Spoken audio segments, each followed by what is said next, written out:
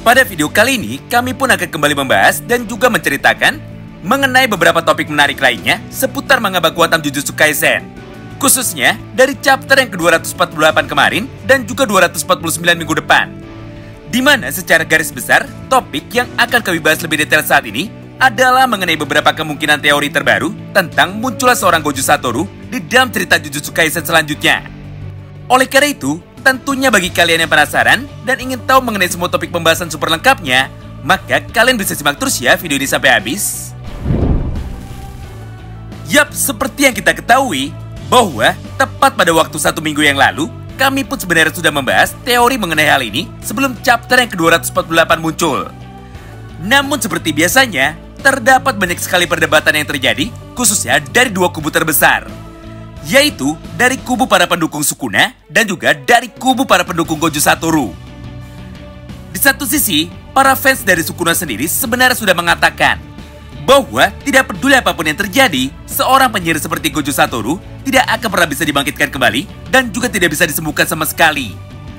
Mengingat perut dari Gojo Satoru saat ini sudah terbelah menjadi dua bagian. Nah, semua pendapat di atas sebenarnya sangatlah masuk akal. Karena pada dasarnya, di dalam dunia JJK ini, GG pun sebenarnya sudah menjelaskan kepada kita semua bahwa perut adalah tempat untuk menyimpan energi kutukan atau menyimpan CE. Sedangkan otak adalah sebuah wadah untuk dapat menyimpan semua teknik kutukan yang bisa digunakan oleh para penyihir atau menyimpan CT-nya. Jadi, dengan terbelahnya tubuh dari Gojo Satoru, khususnya pada bagian perut, maka tidak peduli sehebat apapun Gojo Satoru, namun pada akhirnya Gojo pun tidak akan pernah bisa untuk menggunakan teknik kutukannya lagi, mengingat pusat dari CE-nya alias pusat dari energi kutukannya sudah dihancurkan oleh Ryomen Sukuna. Selain itu, di dalam chapter yang ke-248 kemarin, Sukuna pun dengan penuh keyakinan akhirnya kembali mengkonfirmasi lagi sebuah informasi baru kepada kita semua, bahwa pada dasarnya Gojo sudah benar-benar mati. Mengingat hal itulah yang diucapkan oleh Sukuna secara langsung di dalam semua dialognya. Nah, meskipun kami pribadi sangat setuju dengan pendapat dari para fans Sukuna di atas, namun rasanya sama sekali tidak adil jika kita tidak membahas mengenai counter atau pernyataan balasan yang saat ini sangat dipercayai oleh para penggemar dari Gojo Satoru. Di mana, jika boleh kami rangkum semua teori menarik tersebut, maka secara garis besar terdapat 3 buah kemungkinan mengenai penjelasan sederhana tentang bagaimana cara Gojo bisa hidup kembali atau dimunculkan kembali di dalam manga Jujutsu Kaisen ini. Kita mulai dari yang pertama, yaitu teori tentang bantuan dari Shoko Ieiri. Nah, hal ini sebenarnya bukanlah sebuah teori omong kosong belaka. Mengingat bukti keterlibatan dari Shoko sudah disebutkan secara langsung oleh Sukuna di dalam chapter yang ke-248 kemarin. Di mana di dalam dialognya, Sukuna pun berkata seperti ini kepada kita semua, yaitu Kirara dan juga Wiwi ternyata sejak tadi terus melakukan teleportasi untuk dapat membawa tubuh dari para penyihir lain yang terluka, khususnya tubuh dari Gojo Satoru, supaya tubuh dari Gojo Satoru bisa dibawa ke tempat dari Shoko Ieiri demi bisa disembuhkan ataupun mendapatkan pertolongan pertamanya.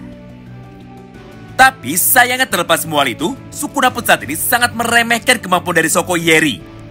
Mengingat pada halaman yang sama tersebut, Sukuna pun juga sempat bilang seperti ini kepada kita semua, yaitu kemampuan penyembuhan atau kemampuan RCT dari Shoko Ieiri tidaklah sehebat kemampuan dari Sukuna dan juga kemampuan dari Gojo Satoru. Ditambah kekuatan penyembuhan atau teknik RCT yang diberikan kepada orang lain, tingkat efektivitasnya kurang dari 50%. Jadi, kecil kemungkinan bagi Shoko Ieiri untuk dapat menyembuhkan orang yang saat ini sudah mati. Nah, walaupun secara logika, ucapan dari Sukuna di atas ada benarnya, namun kenyataannya, Sukuna sama sekali tidak tahu apa-apa mengenai kemampuan dari Shoko itu sendiri. Apalagi saat ini masih ada Utahime yang ada di tempat dari Shoko. Sehingga kemungkinan bagi Utahime untuk dapat membantu meningkatkan kemampuan penyembuh dari Shoko tentunya akan terbuka menjadi sangat lebar. Lagi pula, Sukuna pun saat ini juga tidak tahu bahwa Utahime bisa menggunakan kekuatannya itu untuk meningkatkan output dari teknik kutukan yang digunakan oleh para penyihir lain. Mengingat di awal pertempurannya melawan Gojo Satoru, Sukuna pun sebenarnya sempat berkata bahwa tembakan Holo Purple 200% yang digunakan oleh Gojo untuk dapat menyerang dirinya adalah berkat kekuatan dari sumpah pengikat alias Binding Vow yang sudah dilakukan oleh Gojo Satoru itu sendiri. Padahal kenyataannya, purple yang ditembakkan oleh Gojo, outputnya bisa meningkat dengan sangat drastis berkat bantuan dari para penyihir lain yang saat itu ada di dekat Gojo, yaitu kakek Gaku Ganji dan juga Utahime. Jadi kesimpulannya adalah sebagai berikut. Pertama, Sukuna terlalu meremehkan kekuatan penyembuhan dari Shoko. Padahal Shoko adalah satu-satunya dokter yang sangat menguasai teknik RCT, khususnya teknik penyembuhan yang diberikan kepada orang lain. Kedua, Sukuna pun sama sekali tidak tahu mengenai peran yang dilakukan oleh Utahime. Sehingga Sukuna pun sampai beranggapan bahwa output tembakan holo purple dari Gojo adalah berkat kekuatan Binding Vow-nya. Dan yang ketiga, menghidupkan orang yang dalam tanda kurung sudah mati bukanlah sebuah hal yang mustahil. Karena pada dasarnya, Yuji pun sudah 2 kali mengalami hal tersebut. Yaitu, tepat ketika jantung dari Yuji diambil dari tubuhnya.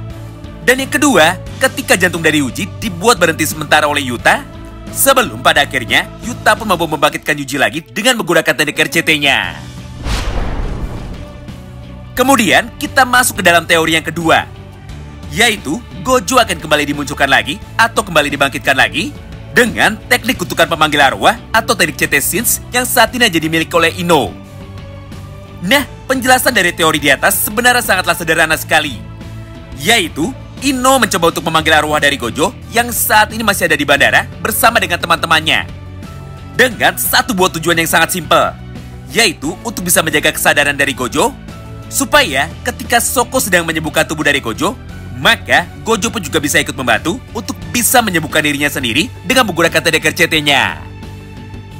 Tapi sayangnya untuk kemungkinan yang kedua ini hampir mustahil bisa terjadi. Mengingat Ino pun saat ini masih harus fokus bertarung melawan Sukuna lebih dulu. Jadi tidak mungkin Ino tiba-tiba saja langsung pergi menuju ke tempat Shoko dan meninggalkan Kusakabe serta Choso sendirian. Selanjutnya kita masuk ke dalam teori yang ketiga, yaitu Gojo akan kembali dibangkitkan namun bukan sebagai manusia, tapi sebagai sebuah objek kutukan atau malah sebagai makhluk kutukan. Tentu saja untuk teori yang ketiga ini bukanlah sebuah hal yang sangat mustahil untuk bisa terjadi. Mengingat pada dasarnya banyak sekali cara dari para penyihir yang mungkin bisa digunakan untuk dapat merubah jiwa dari Gojo menjadi bentuk yang lain lagi. Di mana salah satunya adalah dengan menggunakan sumpah pengikat atau dengan menggunakan Binding Vow. Karena faktanya sampai dengan saat ini kita pun sama-sama belum tahu mengenai seperti apakah batasan dari teknik sumpah pengikat ini. Apakah Binding Vow yang nantinya akan dilakukan oleh Gojo ataupun oleh para penyihir lain yang ada di dekatnya akan bisa digunakan untuk dapat membangkitkan orang yang sudah mati dan malah merubahnya menjadi objek kutukan. Atau bisa juga malah kemungkinan yang berikutnya, yaitu Gojo sendiri melakukan Binding Vow tapi bukan untuk membangkitkan atau menyembuhkan dirinya sendiri, tapi justru malah melakukan Binding Vow untuk dapat memberikan kekuatannya itu, yaitu kekuatan Six Eyes dan juga kekuatan Limitless-nya menuju kepada penyihir lain. Ya, apapun itu, yang jelas Binding Vow bukanlah sebuah hal yang tabu dan sudah sering digunakan oleh para penyihir lain untuk dapat mencapai sebuah hal yang sangat sulit bisa dilakukan dengan menggunakan kekuatannya sendiri. Contoh sederhananya adalah sebuah Binding Vow yang dulu sempat dilakukan oleh Miwa ketika dirinya bertarung melawan Kenjaku, di mana sebagai ganti dari kekuatan sementara yang bisa didapatkan oleh Miwa, maka sebagai gantinya sekarang Miwa pun tidak bisa menggunakan pedangnya sama sekali. Atau bisa juga Binding Vow yang dilakukan oleh Kenjaku pada chapter 248 kemarin, di mana walaupun pada akhirnya Kenjaku berhasil dibunuh oleh Yuta, namun justru malah Sukuna lah yang akhirnya berhasil menjadi pewaris yang selanjutnya dari seorang Kenjaku. Mengingat merger dari Tengen sekarang berada di tangan dari Sukuna itu sendiri yang saat ini sedang menggunakan tubuh dari Megumi Fushiguro. Nah, bagaimana menurut kalian?